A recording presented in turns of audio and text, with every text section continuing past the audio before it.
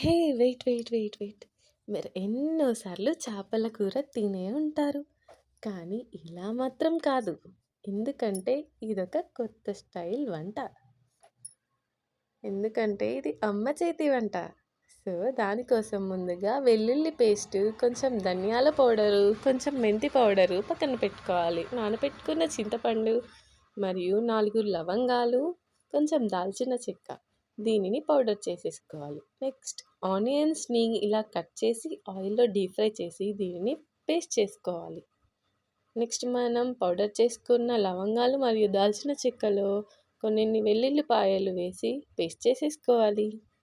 Next onions మరియు chilli cut చేసేసుకోవాలి.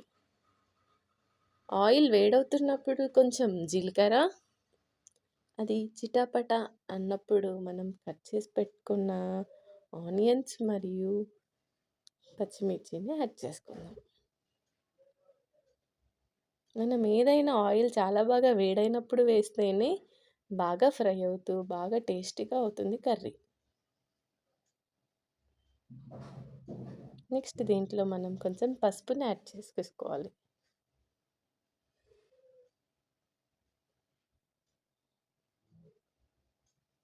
Next మనం తయారు చేసుకున్న పేస్ట్ అంతా కూడా ఆయిల్‌లో వేసి స్ప్లిట్ చేస్తూ ఫ్రై చేసేసుకోవాలి.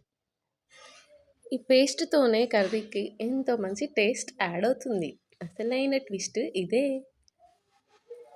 అది చాలా బాగా కలుపుతూ ఆయిల్ పైనకి పేరుకున్న తర్వాత మనం చింతపండు నుంచి తీసిన చిక్కటి రసాన్ని దీంట్లో వేసుకోబోతున్నాం.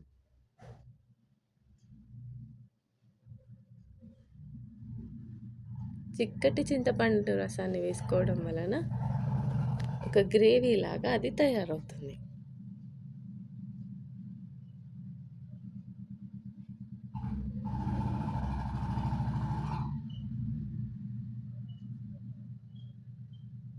ఒక గ్రేవీ లాంటి దాంట్లో మనం ఉప్పు, కారం వేసినప్పుడు పీస్‌లకి బాగా పడుతుంది.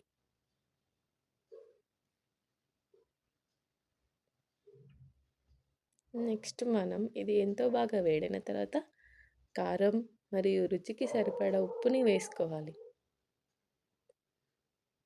తర్వాత కడిగి పెట్టుకున్న చేప ముక్కల్ని వేస్తూ నెమ్మదిగా కలపాలి.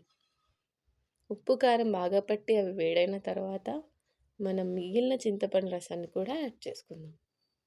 నెమ్మదిగా కలుపుతూ ఉండాలి. లేదంటే ముక్క విరిగిపోతుంది.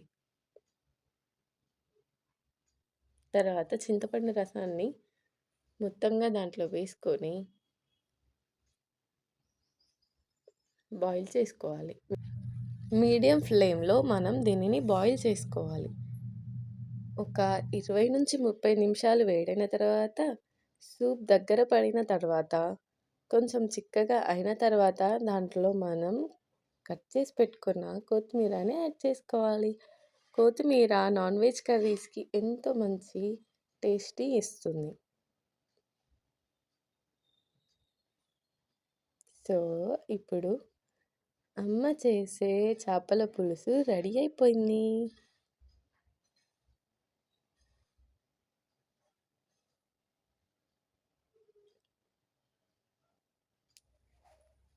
ఎంతో టేస్టీగా ఉండే చేపల పులుసు రెడీ. Thanks for watching.